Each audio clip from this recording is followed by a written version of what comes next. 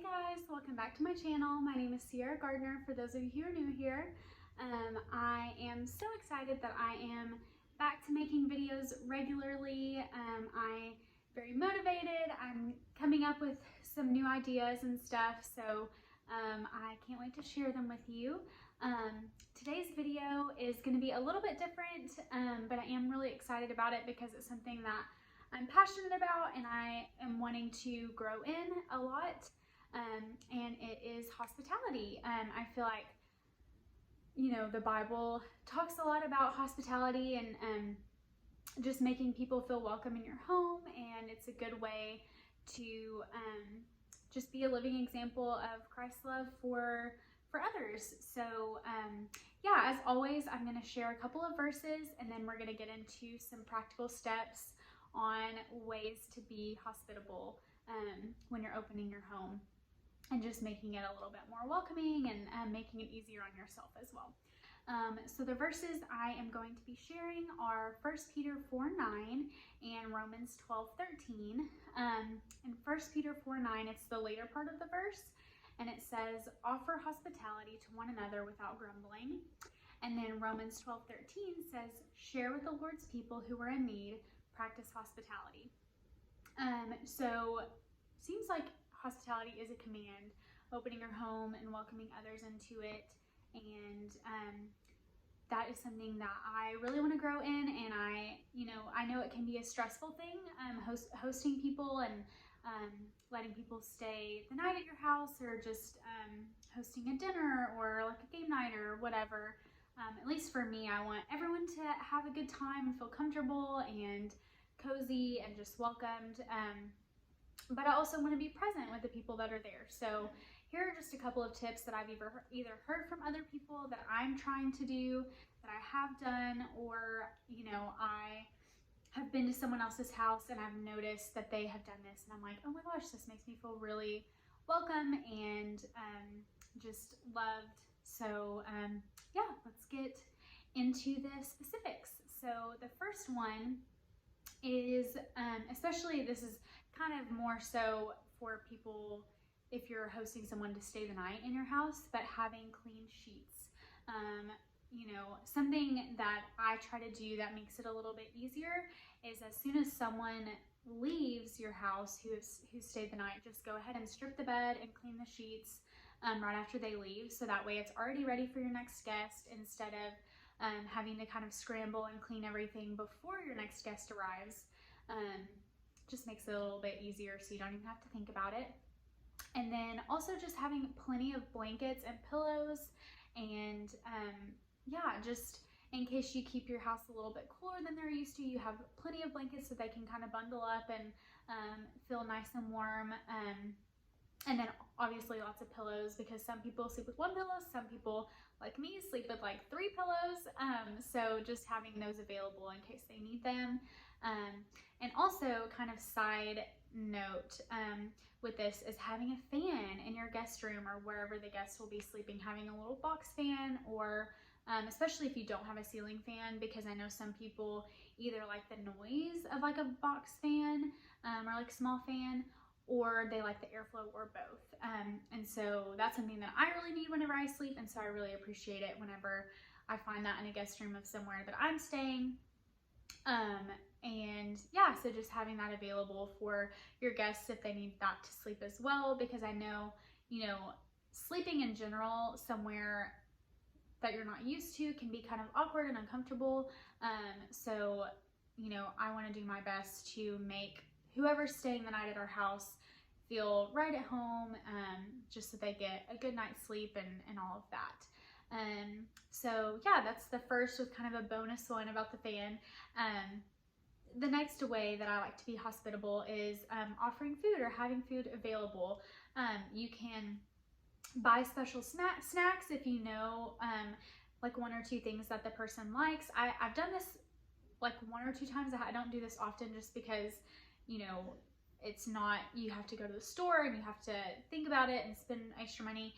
But if you aren't able to do that, just offering things that are already in your pantry, or baking cookies. Like when Chris and I have like a game night or a movie night, I like to offer, do you want ice cream, or we have some cookies, or if we have a movie night especially, I like to put out popcorn and stuff like that. But especially just offering water.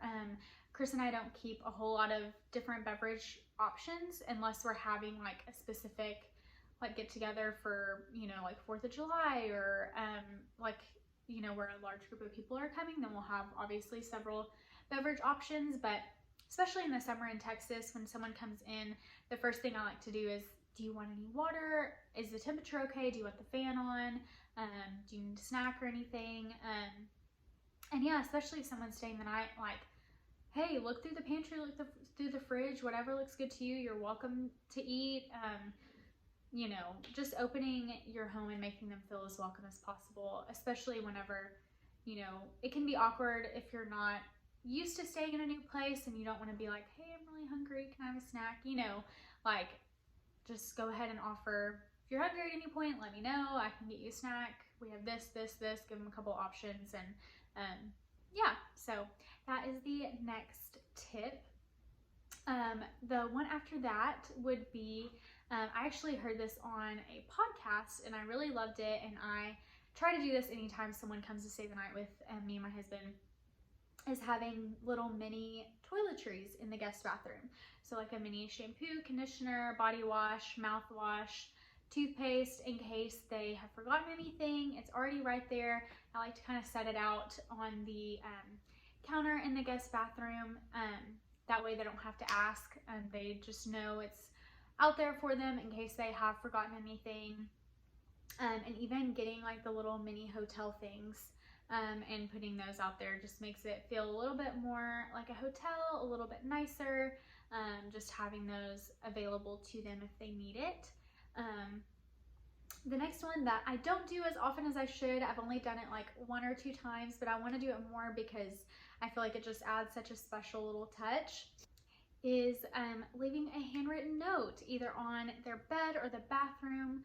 And I just feel like that really welcomes someone into their home. I love words of affirmation, and I love giving words of affirmation. So that's kind of a goal of mine. I want to start doing it a lot more. I've only done it like 1 or 2 times, but I just think it's such a special, sweet touch when you're having someone stay in your house, is having a little note for them, like on their bed or something like that, letting them know that, you know, we love them and that we want them to feel welcome, and if they need anything, to let us know. The next tip I have is to light a candle or make your house smell good whenever people come over. You never want guests to be turned off by the scents in your home, smelling like garbage or anything like that. So I like to light a candle because not only does it smell good, but it looks really pretty as well. Or even just like spraying Febreze or putting in a little plug-in air freshener, because smells are kind of a big deal. And you know, I never want to be long in a place that smells really bad. So I really want my home to smell yummy whenever people come in, so that they feel just extra cozy. And you know, I feel like that also, your house can be super immaculate and clean, but if it smells bad, it's just kind of a turn off.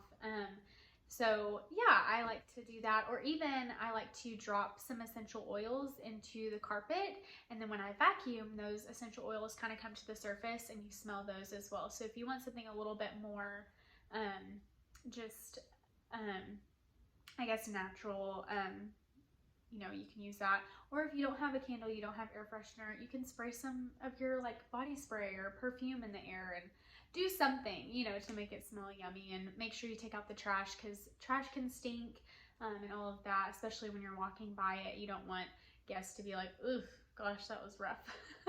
And then my next tip is to have things for kids. So my husband and I, especially since we moved to the grad school that my husband is at for seminary, we have a lot of friends who have kids, and so I like to, when they all come over, offer, hey, do you want me to put on like one of your favorite movies or Disney Plus or whatever, especially if we're doing something just with the parents, like we're just talking or playing a game that the kids wouldn't be able to really understand. I like to offer that, or even some more simple games like Yahtzee they can play with the dice, or you know, little marbles and stuff like that, and they like to have a good time with that, or even offering, you know, we have printer paper and some colors. Do you want to color? That way they feel at home too, and they're not just stuck there sitting around while their parents and their parents' friends talk. I want to accumulate a couple of other toys. That way really little kids would also feel occupied, and that way their parents don't feel like they have to lug all of their toys just to come hang out with us. But just another little tip to make the whole family feel welcome in your home. And then last but not least is doing it with love. 1 Peter 4:9 says to do it without grumbling. And I know hosting and having people in your home can be stressful and overwhelming because you want everything to be perfect, but also just be present and you know, enjoy your time with the people that are in your home. Do what you can on the front end, and you know, obviously check in every now and then to see if they are comfortable, if they need water or snacks, or if the temperatures are okay. But try your best to just live in the moment, enjoy your time with them, share Christ's love with them and how you act as well, and just listening and loving them. But yeah, that's kind of all of my tips for today. I hope they were helpful. Also want you to know, just because I made this video does not mean I'm an expert on hospitality at all.